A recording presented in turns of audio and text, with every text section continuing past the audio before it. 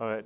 A very good morning to you, and thank you for joining us for this amazing tweet chat. My name is Ben Mwine, and I'm here to learn alongside everyone else on something called the Parish Development Model, or PDM. If you are an Ugandan and read and write and have access to current affairs, over the last few months, you probably have come across those three words, the Parish Development Model. The question is, what do they stand for? What do they mean?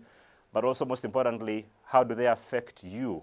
Especially here in Uganda, where we like to talk about everything, sometimes not necessarily in a very good way. So we thought it's a good idea to try and get a better understanding of all the things surrounding us from an objective perspective and be able to look at everything the way it should be looked at. And that's what we are going to do today.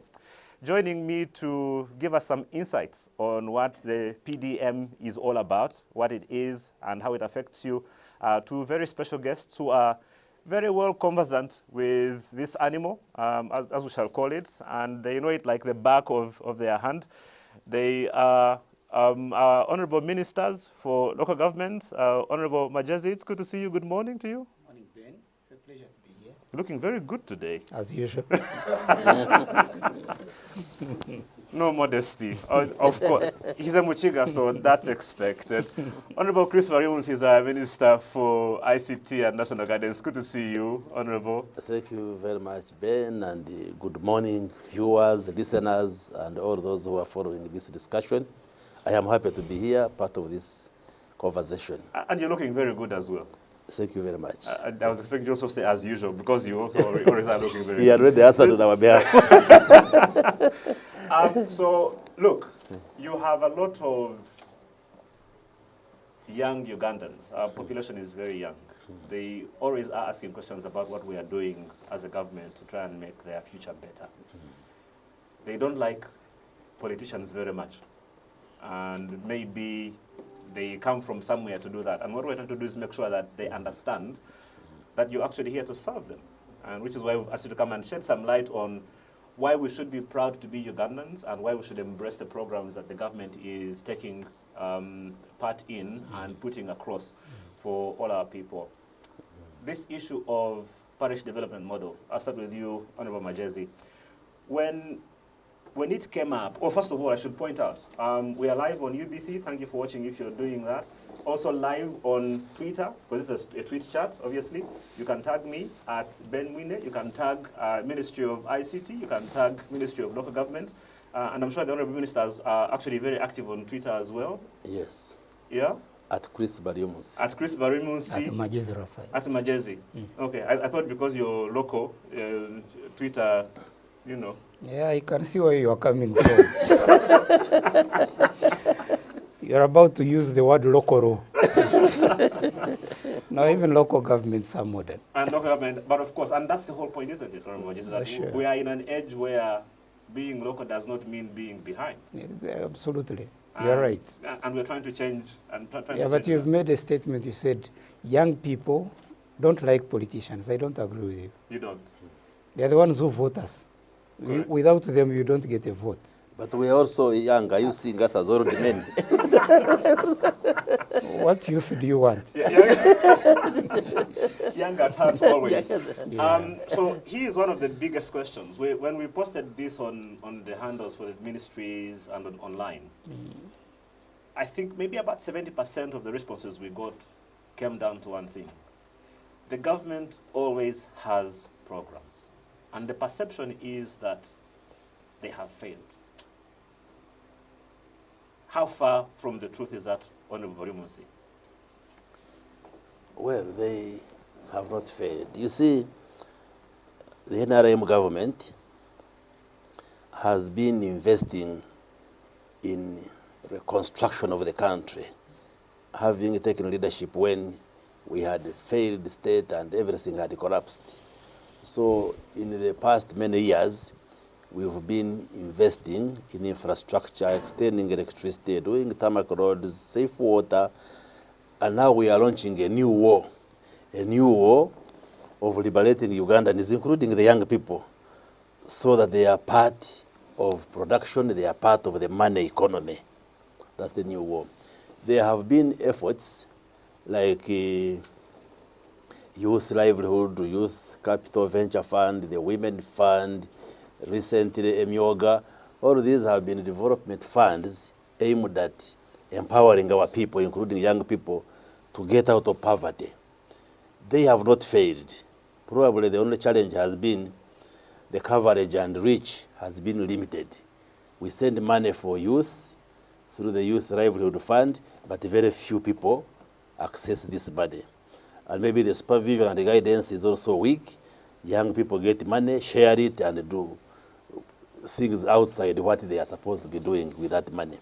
Now, the major fundamental departure that this program, the parish development model, is now comprehensive. We try to reach out to everybody, particularly those who are in subsistence livelihood. Right. The 39% of households that are in subsistence livelihood.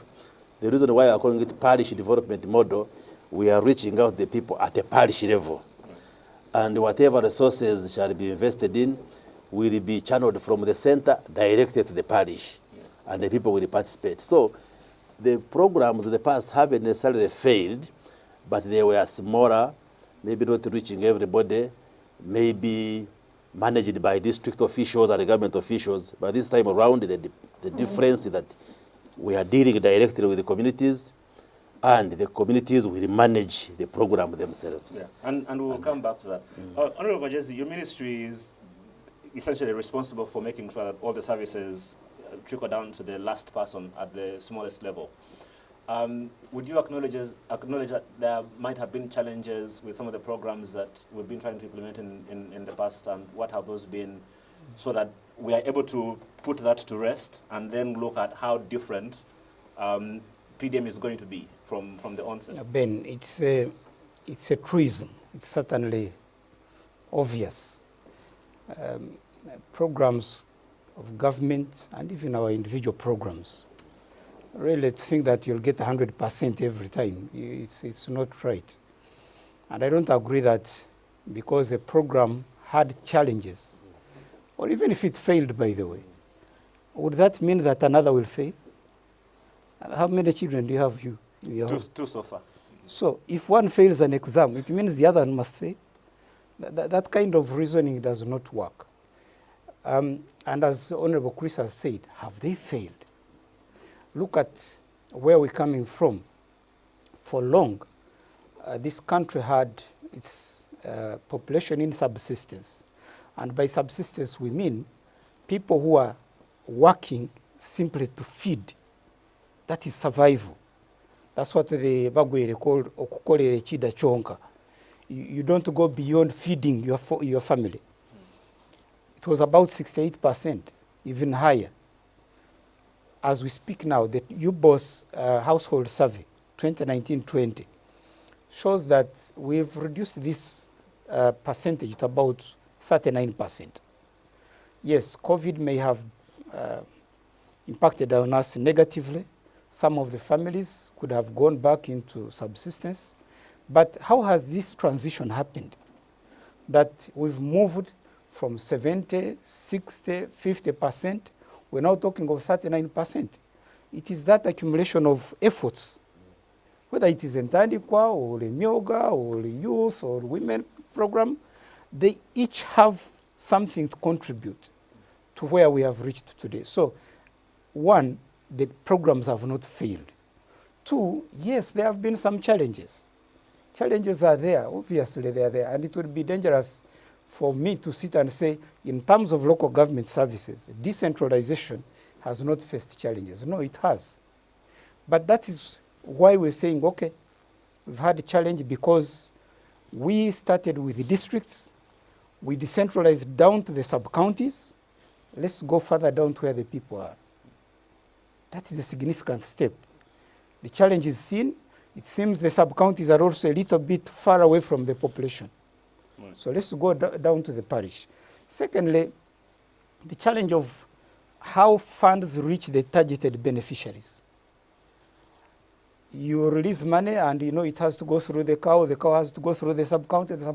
By the time you're talking of you, the beneficiary, Ben, a number of structures in terms of administration have reduced that percentage you're supposed to get. Right. The parish model says, let the money move directly to the beneficiary. You are the youth, we've given you your own percentage. And that's another challenge. How much have the youth benefited in the programs? You know, we take it for granted that when you make a road, everybody's benefiting. You construct a school, so the youth are supposed to be the ones benefiting and so on. But here in the parish model, we're saying, whatever fund we are sending to the parish, 30% should benefit the youth. Right. 30% minimum. But also, if you are a young person, remember we're also saying 30%, the women. And there are young people who are men and women. We're also saying, 10% persons with disabilities.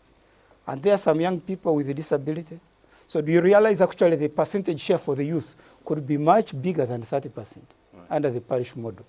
So challenges have been there, inadequate funding not reaching the grassroots.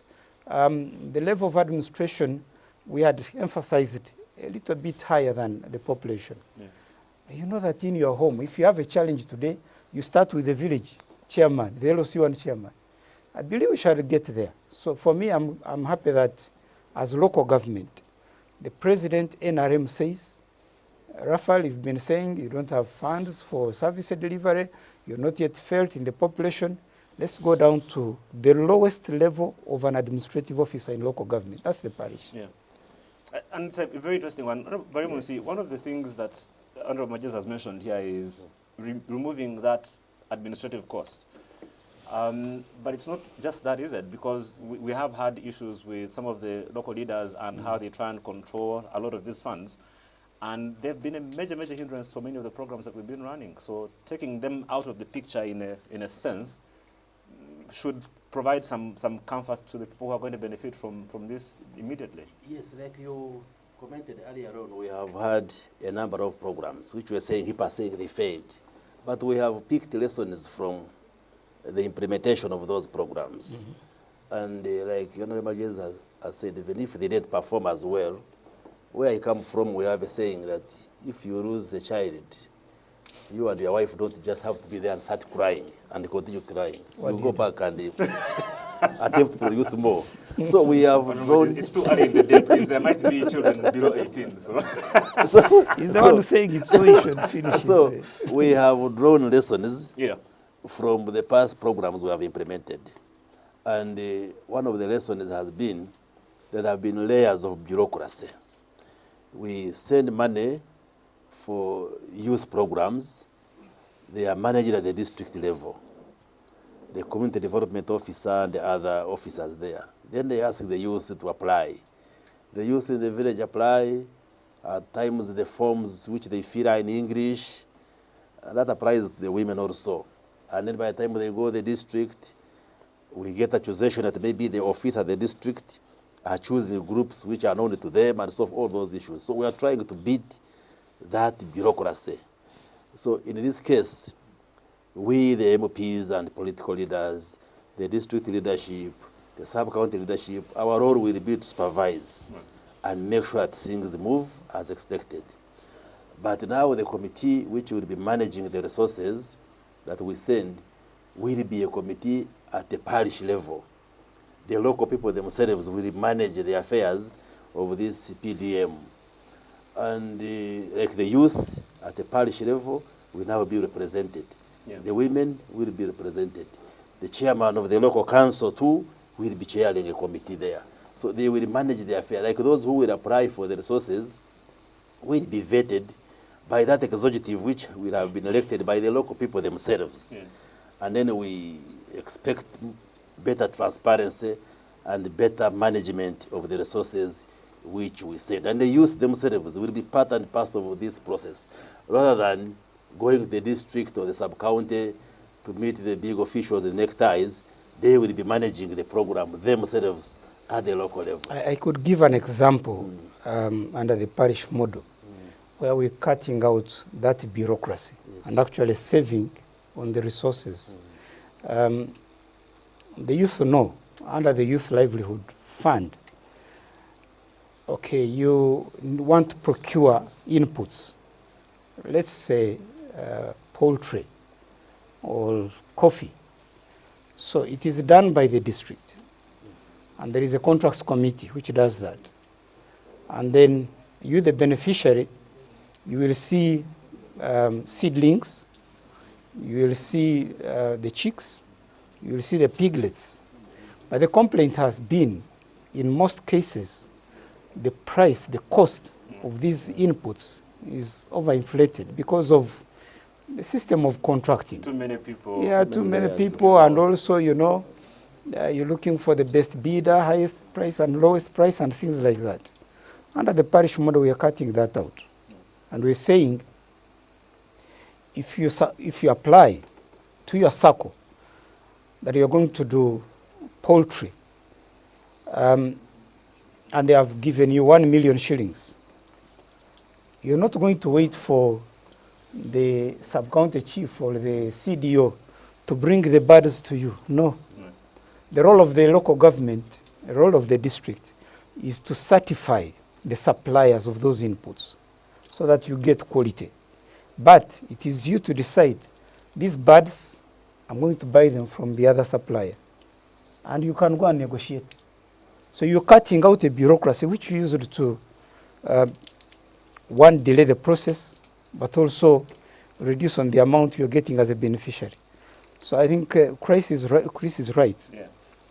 This money will come from Bank of Uganda, go straight to the SACCO. It will not go through the chief administrative officer and the sub-county chief before it reaches the parish, no.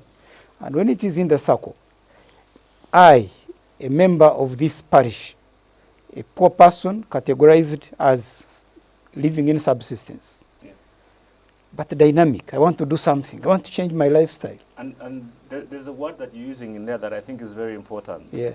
And if you do have any questions on Twitter, please do ask them. Tag me at BenMwine, tag ministry, use our hashtag Ugandan, because the whole idea is here to try and make sure we can make our country better for everyone and raise everyone to the same level.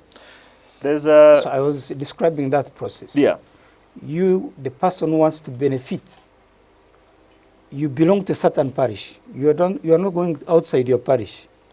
And the parish knows that this Raphael Majezi is living in subsistence, but is trustworthy, is able to apply and put the funds to good use. So you apply to the SACCO vet you, they give you the money, and you go to the supplier, you buy your inputs. So for me, this kind of system is what we've been lacking. And that's the niche of the parish model, to target the beneficiary and reach him without these unnecessary bureaucracies. Yeah. Honorable Barimunsi, you growing up a few decades ago, the sense of community was very important, that everything that you did, like Honorable Jesus is saying, it was difficult to hide. If you were a thief on the village, they know you. It was a bit difficult to hide.